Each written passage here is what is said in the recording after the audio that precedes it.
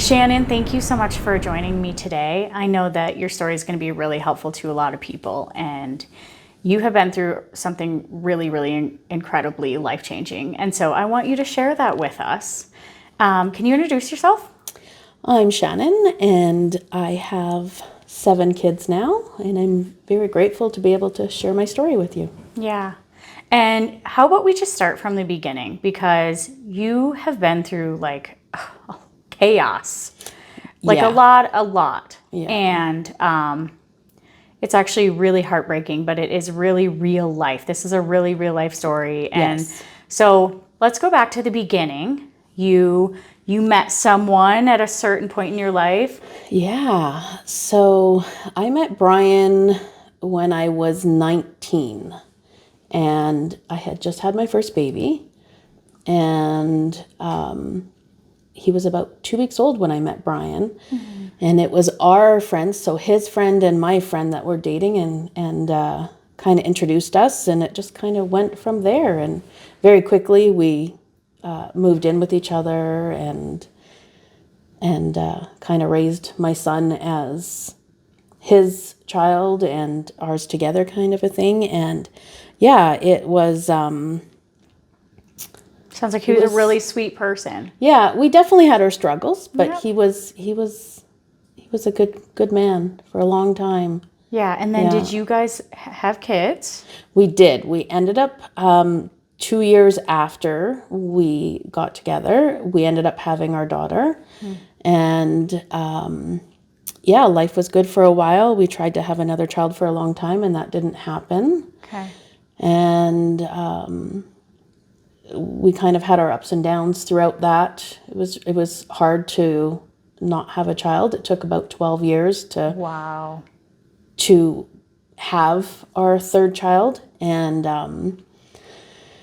yeah, there was a lot that went on through our marriage, and we had lots of good times and some bad times. But yeah, right before I found out I was pregnant with Brooklyn, our third child, Brian was out with his friends, and he was motorbiking, and he was in a field motorbiking, and there was a hole that you couldn't see in the field, and he went straight into the hole and right over the top of the motorbike and hit his shoulder into the ground.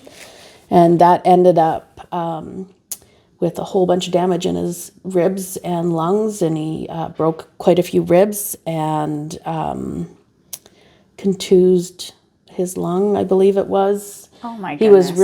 he was hurt pretty bad. He was really beat up. Yeah. And for how long? What did that look like? I don't think he ever quite came back out of it. Did he have any brain damage or anything from that? No, he didn't really have anything very from that. fortunate. Yeah, Yeah. he was wearing a helmet, so that saved him. Yeah. But it was mainly his lungs. But the problem with that is that he wanted to go back to work, and the doctor gave him oxy to be able to work through the pain. Yeah. And he just kept getting more and more to work through it, and taking more and more. And eventually he was hooked on it. And That is such addictive stuff. Yeah. I've heard that so many times. It's so addictive. And it helps with the pain, but it's like you just feel too good. Well, yeah, and the problem is he in his brain thought that he was the only one working to be able to be with, like, to support our family. And so he kept taking more and more through the pain every time he felt it, and he was going through like so many oxys. I can't even describe how many. He was going to all the different doctors trying to get more, and That's a real addiction, yeah. it was pretty crazy. And it got to the point that he couldn't get them from the doctors anymore. All the walk-in clinics were like, nope, we've given you too many. That our family doctor was like, you're done. And so he went to the street and tried to find it. And for a while he got it from the streets. And so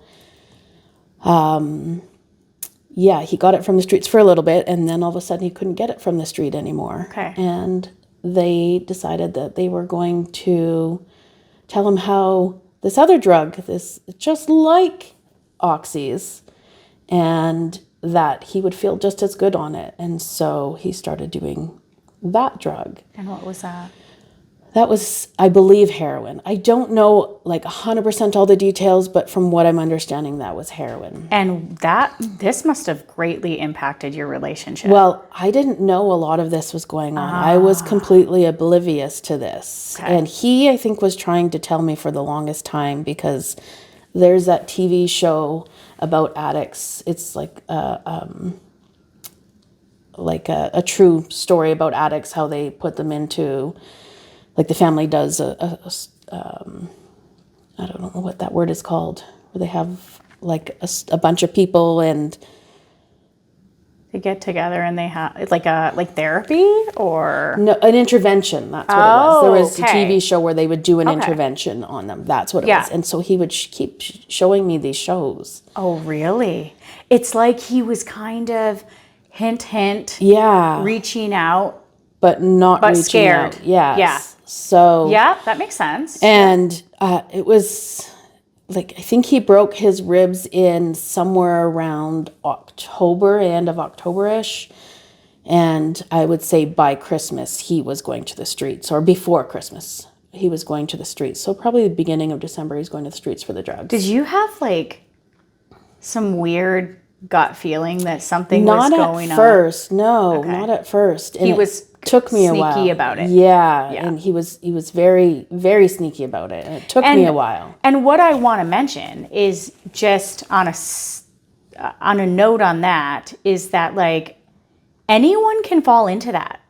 It's very easy. And I hear a lot of people with this story of how that gets that way. Yeah. Yeah. And that's why, like, when people end up having like crazy pain, the doctors are like a little reluctant to give them certain things sometimes, because we don't always know what that's going to do to us. It's like, oh, well, I'm not an addict. Oh, well, I'm not going to. Yeah. But he didn't plan on that either.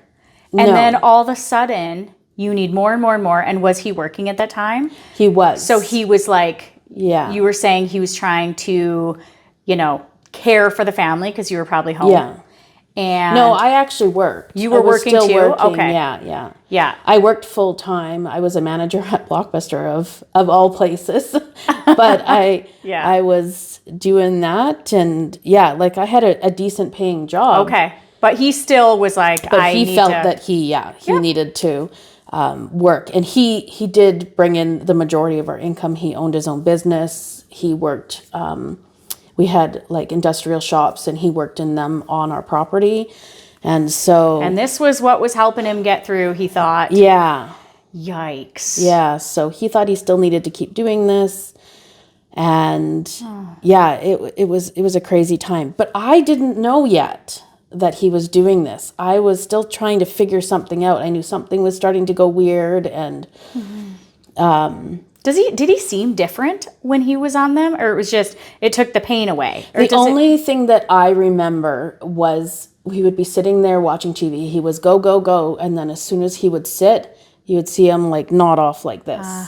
And that is the only thing that I was like, that is weird. Why is he doing that right now? And I was thinking maybe it's from working so much or things that were happening, and I didn't quite understand what was going on yet. This is kind of like I know people who have smoked pot and stuff like that, and maybe done some mushrooms, but nothing into the harder core drugs. So I had no idea what it looked like. So and he's like sort of crying for help, but probably doesn't want to be caught. But that's a confusing thing for both of you. Yeah. So it was pretty confusing. And so I didn't quite find out until probably January. And then like within a week of me finding out, I found out I was pregnant with our third Brooklyn. What did finding out look like? What was that? How did you find out? I found out like that he was using drugs. I found out there was these little baggies. There were these like weird little baggies. They were like the size of your thumb all over my house. And I shouldn't say in the house. I should say outside the house, in our shop, in our garage, and in his shop. And I was like, what is that? Like, I'd never seen this before. And so I started paying attention to that, along with the way he was acting, the shows we were watching. that we never watched before. And yeah, it just kind of, It's a puzzle, and you're putting it together. And I know a lot of people say, like, why didn't you notice that he was buying these drugs with the bank accounts and stuff? And because everything was in our business account and I didn't have access to that. Yeah. So I never saw it. Right. Yeah. So that kind of played a big role into another reason why I didn't know for so long with him. So yeah, I do remember his friends were kind of backing off of him during that time, but it didn't clue into me what was going on really. So do you think his friends knew, or they just saw behavior? I think his one friend did. Yeah. The one friend that introduced the two of us. Yeah, I think he kind of started to know and didn't know how to tell me. He's like, you're becoming an addict. Yeah. So then you found out, what did happen? What did you say to him? Like you saw these bags and you put these puzzle pieces together. Did you ask him? I did ask him. I asked him, what was this? I remember that. And I remember him saying like, oh, nothing. I don't know what that is. Something our neighbor brought over or something like that. It was weird. And he denied. Yeah. And it wasn't until one day I followed him and he left the house and I was like, this is weird. I got in my car and I followed him to the shopping center parking lot and watched from like a few stalls back or a few lines back. And he did a deal. He did the deal there. And that's where I found out. And so then I followed him home and waited for him to go up to our bathroom. And then I searched the bathroom when he left and I found the little baggie with whatever was in it. I didn't know what it was at the time. Were you scared to bring that up to him? How did you feel when you saw him doing that deal? Were you angry or confused? Or probably all of it. I think I was just in shock. Yeah. I was just kind of like, oh no. Not really knowing what it was, but not really knowing what it was. Yeah. So yeah, I don't know how to describe how I felt. It just was shocking to see it. So yeah, I don't know how to describe that. So then you went home and you found it, and then how did you bring it up to him? I have a temper, so when I found it, I was like, I knew it, and I grabbed it out from the sink and I brought it down and I said to him like, well, and the biggest part is he lied, right? Well, exactly. That's why you get so angry. Yes. It's like, we can solve problems. We can, yes. I could have helped you through this. We could have done something. Yeah. But you lied to me. Yes. And then so automatically then you're mad. Yeah. And I brought it down to him and I was swearing a bit and like, what is this? And remember, I just found out that I was pregnant and I was like, we've been trying and now you're doing this. And yeah, there was a bit of a fight with that. And then I dumped it down the toilet right in front of him and he was really mad. Of course. And he left. And so I'm sure he went and bought more. Mm-hmm. But I can imagine when you take an addiction. Yeah. Someone's depending on this and you dump it down the toilet. They're crazy mad. And I know you expected that, but that's fair enough. And so he left. And then what happened? Did he come back? And he did eventually come back. I think he came back, I don't know, like an hour or two later.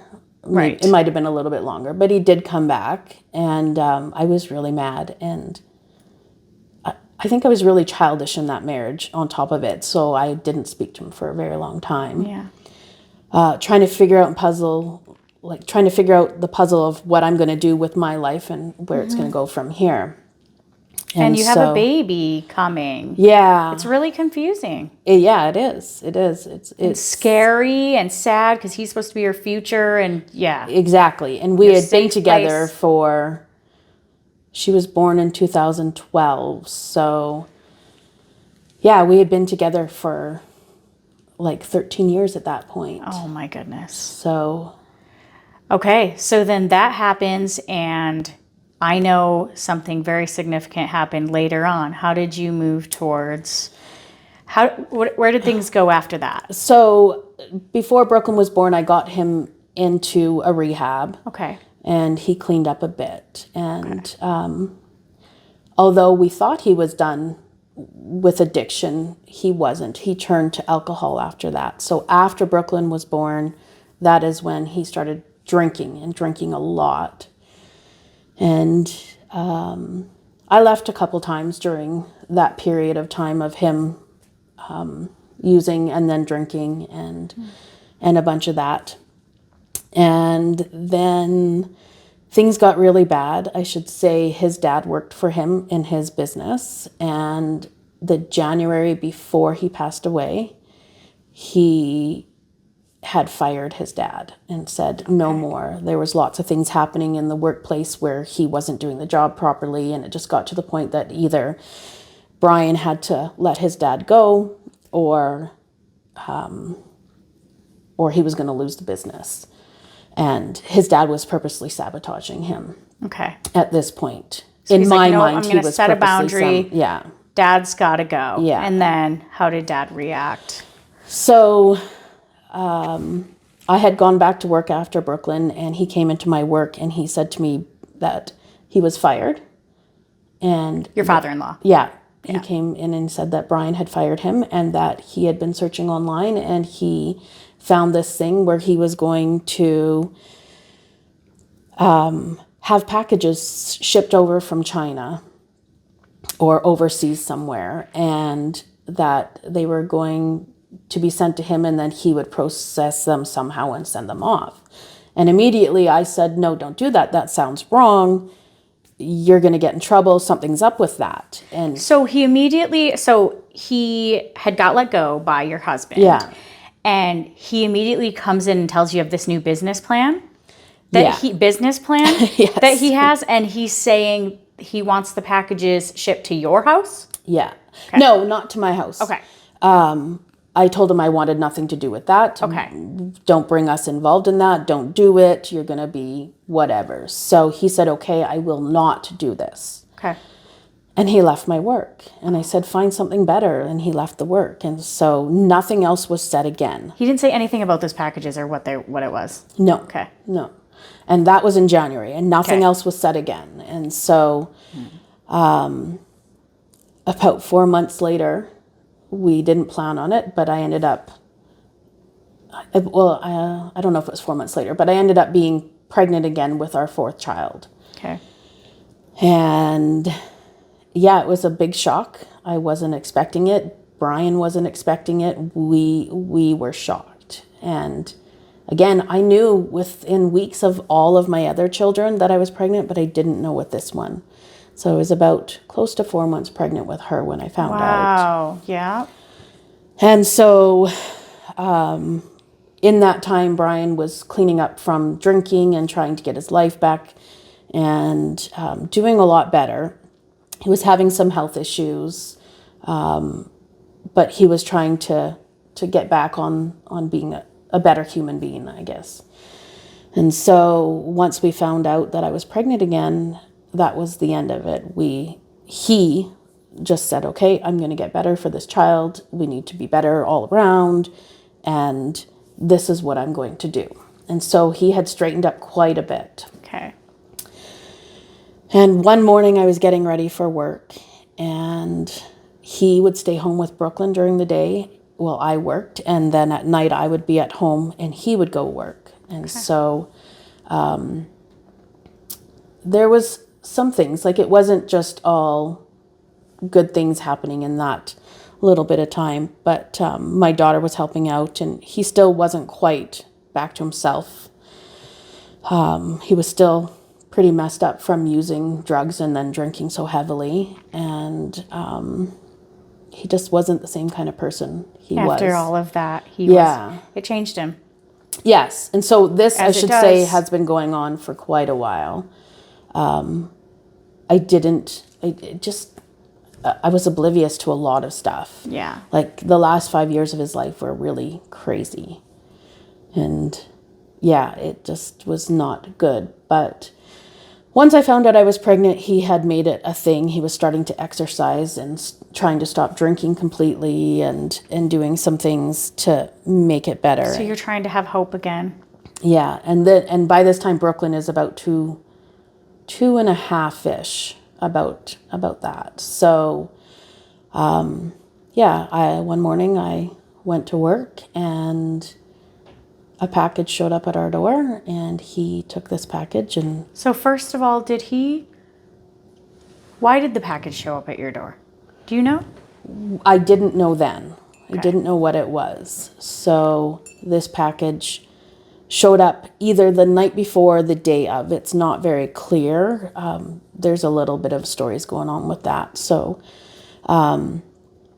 he took this package and hid it either up in our bedroom the day of, after I finished getting ready for work, or it was the night before. I'm not 100% sure on that one. And so when I was getting ready for work, I came down and I was making some eggs and toast for Brooklyn. And I clearly remember this. And I had put it out and I said, I love you to him and goodbye, and left him with Brooklyn. And he stopped me when I was going out the door, and he was sitting on the couch, and he was kind of weird, and I didn't really, I kind of stopped to think about it for a second, but it wasn't crazy weird, and I just said, okay, I love you, and I left. And we were renting at the time, and it was our rent day. And he normally would have called me a few times to see if it had gone through, because at this point I had taken over the money aspect of everything. Okay. And he had called me a few times to see if it had gone through, if our landlord had called us or had deposited or So whatever. you're at work and he's kind of trying to figure out. Well, he normally would have, but he hadn't. And I left for work at 8 a.m. And by 9, I was like, oh, he hasn't called me yet. That's kind of weird. And so 9:30, I'm like, okay, I better call. And no one answered. And I was like, okay, well, maybe he's outside with Brooklyn in the yard or something. And so I called a few more times. And at noon, I was like, this is really weird. I called, and Brooklyn picked up his phone. And she said, Mom, Daddy's sleeping on the couch. I'm sorry. And I said, what do you mean he's sleeping on the couch? Can you wake him up? And she said, no. He's at the bottom of the stairs. And I said, what do you mean he's at the bottom of the stairs? And remember, she's only 2.5. And she said, I can't wake him up. And I said, okay, put the phone near Dad. And I screamed into the phone, and he wouldn't wake up. And I grabbed everything out of my office, my keys, my purse, and I got in my car as quick as I could with her on the phone. How far away were you working? About 25 minutes. Yeah. And so I drove home with her on the phone the whole time, and I said, I'm coming home. And I knew something just in my heart was wrong. Yeah. And I was like, what do you mean he's on the floor? And I was trying to get her to talk to me more. And she was trying to talk about the show she was watching, and she just didn't understand. No. And so when I got to the front door, I opened it, and he was lying there making these weird noises, and his lips were blue. And I immediately ran over to him, and Brooklyn didn't know what was going on. And I ran over to him, and I tried to pull him off the couch, and I couldn't. And I tried calling 911, and my hands wouldn't work. And I tried yelling for help. His dad lived on our property out back, and he couldn't hear me. And I finally figured out how to call 911. And so I called, and they were like, you got to get him on the floor. And I couldn't. I was like 6 months pregnant at the time. And I tried to pull him off, and he was just too heavy. I couldn't get him off the couch. And so I ran out to the backyard and got his dad, who helped me pull him off the couch. And we started doing CPR while we were waiting for the ambulance to come.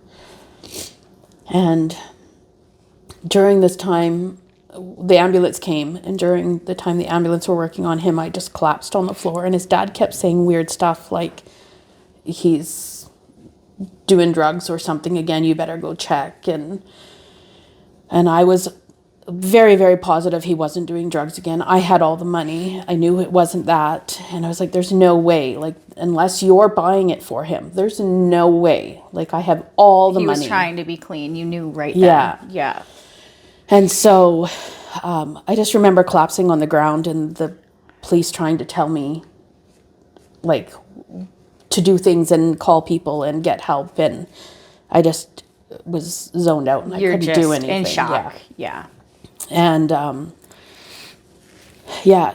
weird things like his dad kept taking Brooklyn while they were doing CPR on Brian, and like having her look at it and bringing her back. And I finally said to him, knock it off, give her to me. Don't show her that stuff. Why would you do that? I don't know. And so, yeah. And he kept saying in between this time, you better go look upstairs. He had to have done something. And they kept coming to me saying, what is he on? And the paramedics kept saying that. And I kept saying, his dad knew something. His dad knew something right away. And so they finally got Brian's heartbeat back and putting him in the ambulance. And I was going to jump in, and they said, you better get anything you need to go to the hospital. And so I ran upstairs really quick and grabbed a phone charger. And something in me just said, well, maybe you should look in the bathroom. And I went in the bathroom, and there was this big bag. It was about like this big. And it was just pure white powder. And I brought it downstairs. Oh. And it was still in the packaging and everything. And I brought it downstairs and I showed them, and you could see his dad's face just went white. He knew. And anyways, I handed it to them, and this turned out to be pure fentanyl. What if you would have inhaled that? Well, the package was open, and it put me into the hospital as well. Oh. They checked me out. They checked the baby out. We were okay. They monitored me for a couple hours, and then they let me go. But that was after all this other crazy stuff happened. So you brought this down, and you showed them. His dad went pale. Immediately knows. He knew. And okay. And why his dad knew is because back in January, when he said he was going to get those packages brought over, that package was one of the packages he got brought over. And what I didn't know was, for months he was doing this packaging thing, and he was having it sent to a P.O. box. And one package showed up at our house, and Brian was like, what is this? And his dad was really weird about it. And so he checked it. And that was basically what did it. So they took him to the hospital. He was alive at that time. Barely alive. They had to bring him back a few times in the ambulance ride to the hospital, and we were maybe 5 minutes from the hospital. They had to bring him back multiple times in the trauma room in the ER, and I just remember standing there over top of him.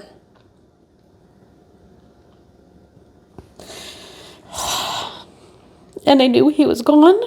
They put me in this little room, and they still, I think, were working on him. And they put me in this little room, and I was by myself in there. And then they brought in these two women. I don't know, they were social service workers for support. And they didn't really do much. I ended up being able to call my brother, or somehow my brother was called. I don't remember calling him. Mm-hmm. But they dropped everything and came as soon as they could when they found out what was going on. Did his dad go to the hospital with you? I didn't know that he was part of this package at this point. And so he brought my kids. He went and got all my kids and brought them to the hospital. The guilt he must have felt. You would think. But he before he brought them to the hospital, he brought them home. And he wanted my son to destroy evidence for him, computers for him. while he was dealing with Brooklyn and my other daughter, and my son, who was only 15 at the time.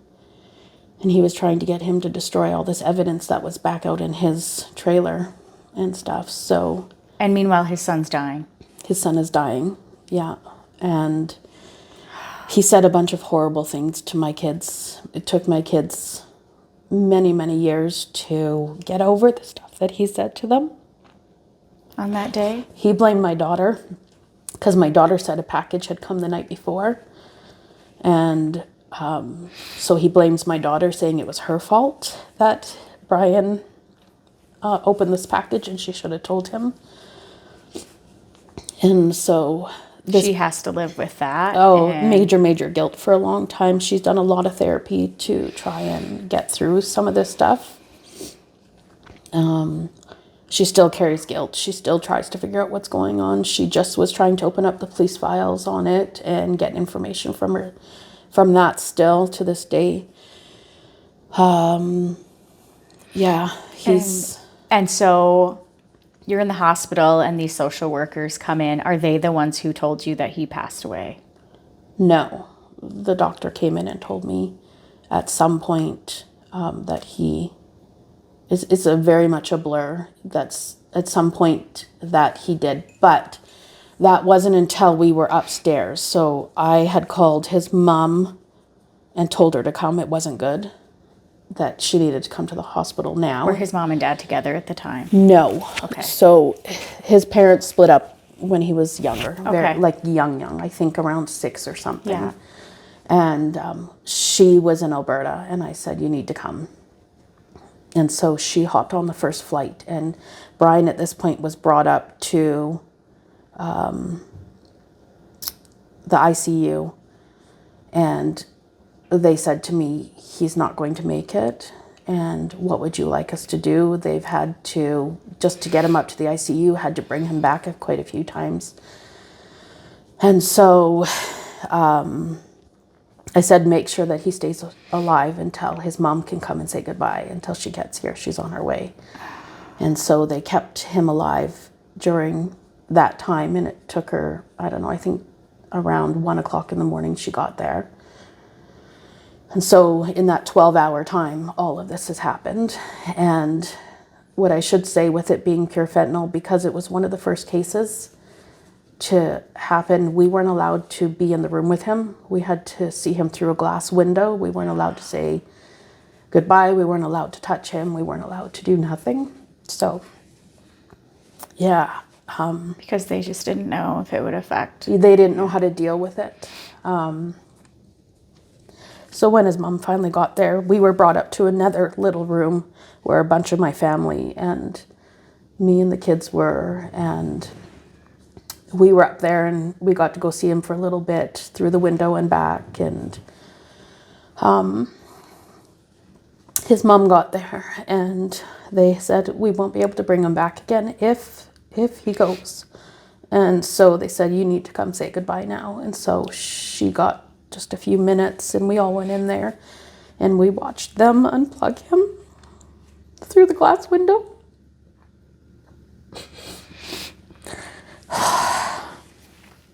What a horror. And we were told that we couldn't go in there no matter what. And the nurses were all fully gowned up, and they weren't allowed to go in and say goodbye or go in there and do anything. It was one nurse at a time, and then she had to be cleaned up.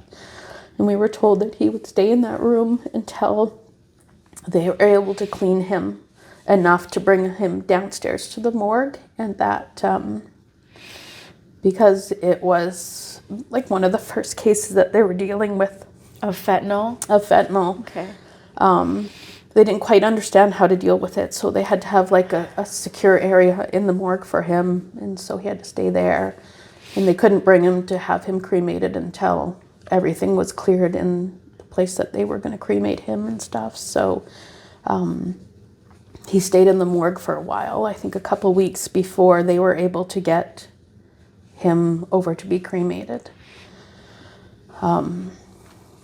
Yeah, Oh, man, my kids. I'm so sorry, Shannon. It's just the worst.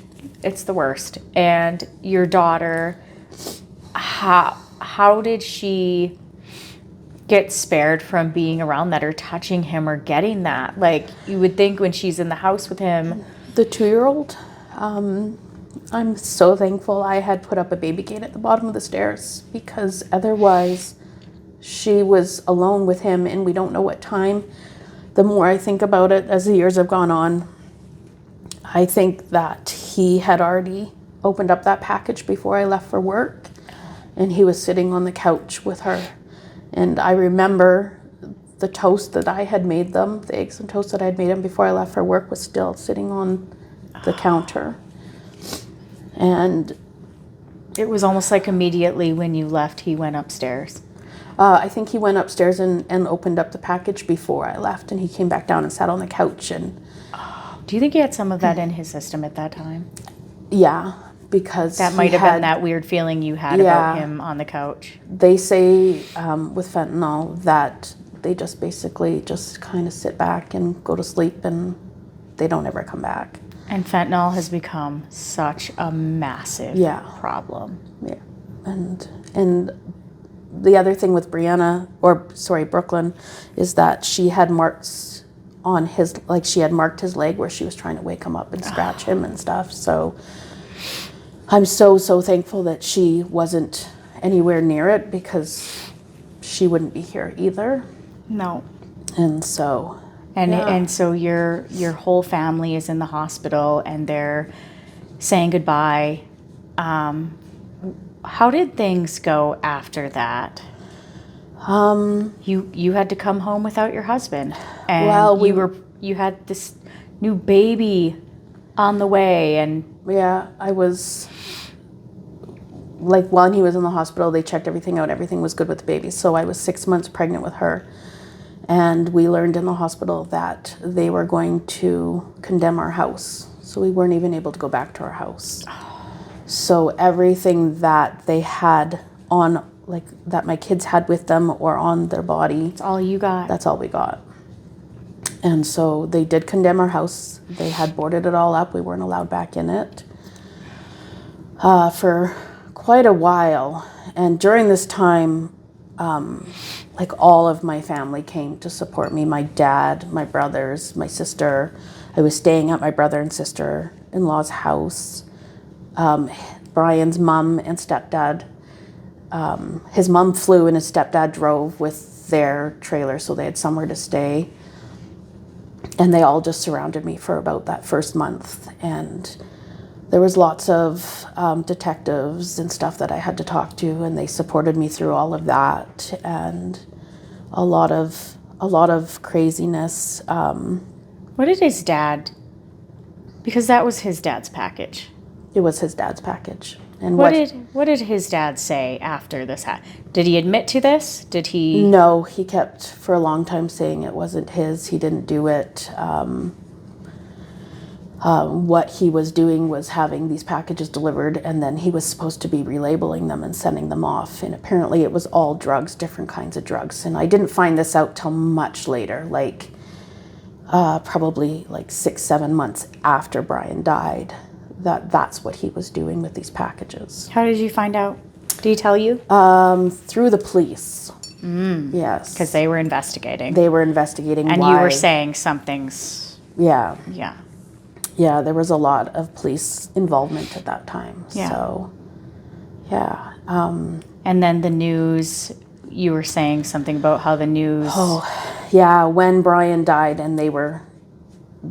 that day, well, we were in the hospital, I didn't know, but they had, like, the hazmat team there. They had, like, shut down our house. They had shut down the streets. The police were saying that we were a drug house, and that...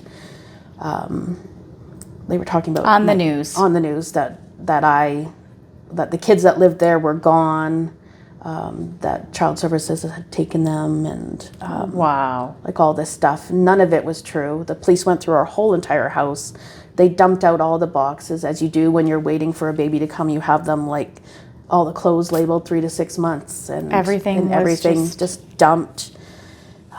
They were ruthless. Like, they were just nasty. There was stuff dumped in our bathtub. There was like shampoo bottles all over the clothes and stuff. And it was pretty crazy.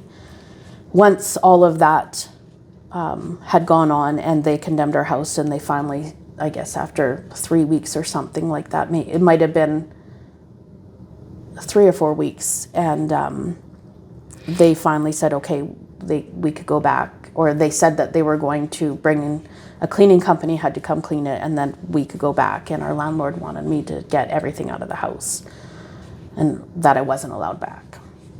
And I agree, like, yeah, things happen and whatever, but so we had to get it out. And thankfully my family surrounded me, and my dad and my mother-in-law and Brian's stepdad came, and my sister-in-law and everybody, and they just helped undo the craziness of the house, grabbed what they could. There was a little bit of pictures, a little bit of stuff that we were allowed to keep. Anything that had kind of got so is it just clothing and things like that we weren't allowed to keep. Right, because they're afraid there's residue on anything at all. Yeah. Okay. So and how did that make you feel when the news was, you're already dealing with a loss of a husband, you're like totally grieving, and the news is calling you guys a drug house, and they're making up stuff, and so then the whole community thinking that you're just a bunch of druggies over there. Yes. Yeah. That was pretty hard. I know he painted industrial machinery, and his clients that he worked for definitely looked at us differently, or looked at me differently. Of course.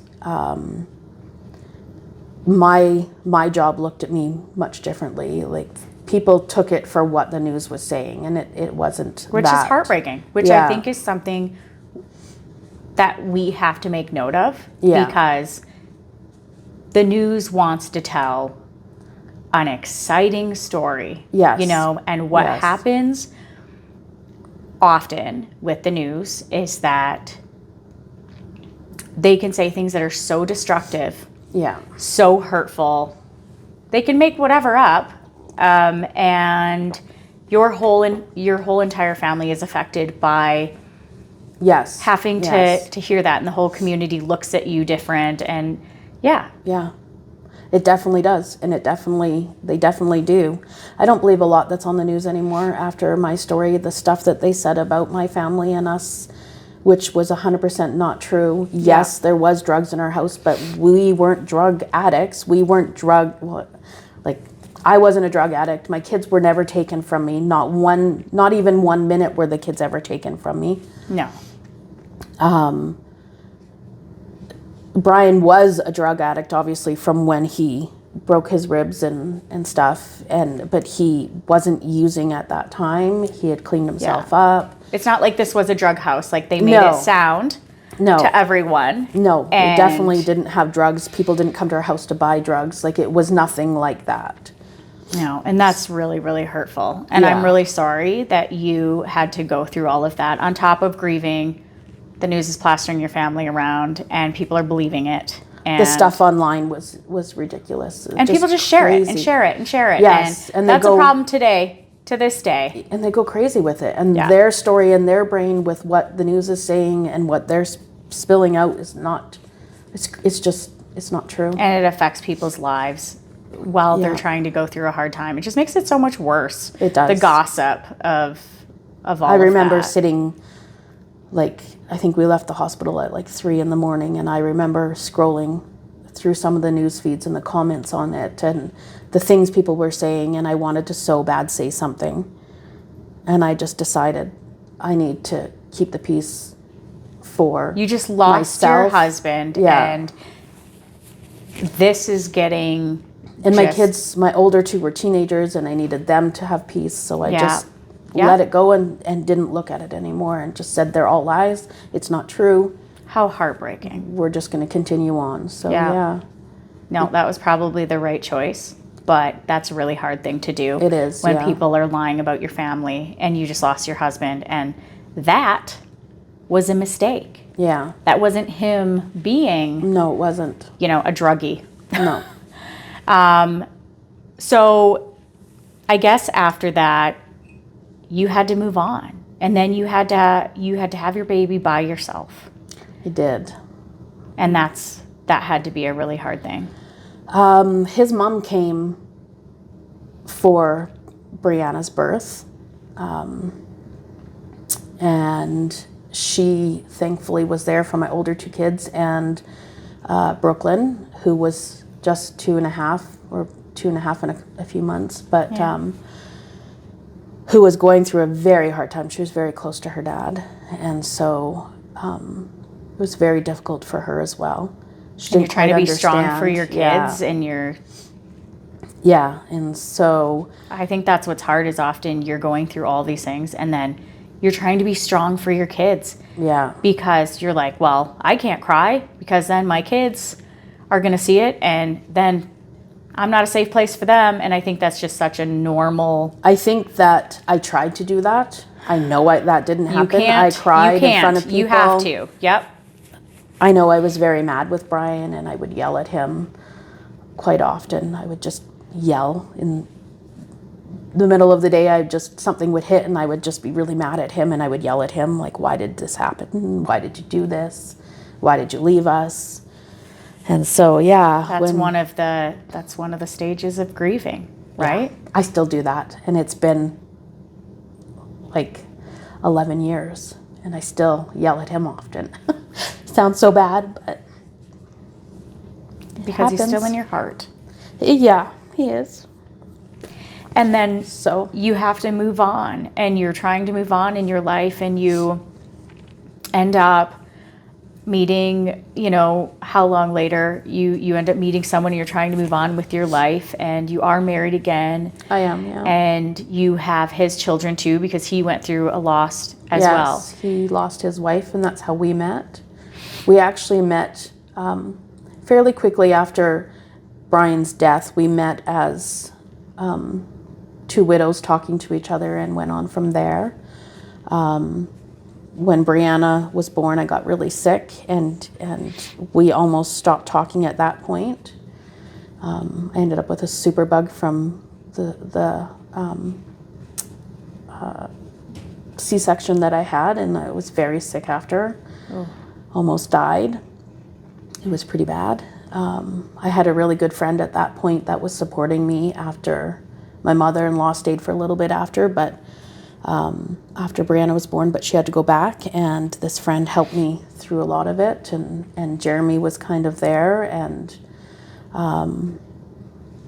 he helped me and yeah, we started talking more and more and we ended up getting married and his 3 kids are now my 3 kids and we look at all of our kids as our 7 kids together and so my 4 and his 3 and these kids have all lost a parent. They all have, yes. And what does that look like today? They still go to counseling or they don't go to counseling anymore. They did go to counseling? They did. Okay. Yeah, we did a lot of grief counseling and some other counseling. They did school counseling. They did one-on-one counseling outside of that. They've done a few things to try and work through it. We're very open with them. We talk about the other parent that was lost for each child, and we try and bring their memories in wherever we can. Yeah. We try to talk about all the good stuff that with Brian, because there was many years with him that were very good. The last 5 years of his life were pretty bad, but yeah, the other times were very good. Yeah. So. And people do go through hard times. That's just exactly. the truth. Yeah. And it doesn't make them a horrible person for going through hard times, and that's why we do the show. Yeah. Because it is real life that we want to talk about. And is there any advice that you would give to someone in their healing from something so traumatic? To do it at your own pace. Don't listen to anybody else. Like whatever they say, whatever they think your grief should be, where it should be, and how it should look, don't listen to them. Everybody's is different. Your grief is your grief. And like 15 years, 16 years down the road, you're still going to be grieving. It does get easier to deal with the grief, but you still, it's going to be there forever, and you need to learn how to deal with it and move on and go through life, because if you just give up, it's not going to be good, right? Like you have to keep going for you and for everyone around you. So, Yeah, and that's a struggle. Yeah. Because naturally, giving up feels like the easiest thing, or turning to, how many people turning to numbing themselves with drugs and alcohol is a very easy thing to do. Yeah. But you have been so resilient and you are such a strong parent. I know that. And you have been there for all of these kids who have lost parents. Yeah. That's a lot. Yeah. And so I just want to say thank you so much for coming and sharing that with us. Thanks. And I know that will be able to help other people. Yeah. Thank you. Because for it's a having real me. life story. Yeah. So is there anything else you want to add? Oh man, I don't know. I think that's something I know people are going to relate to. And I really appreciate you being vulnerable about all of that. So thank you, Shannon. Thank you. Give me a hug.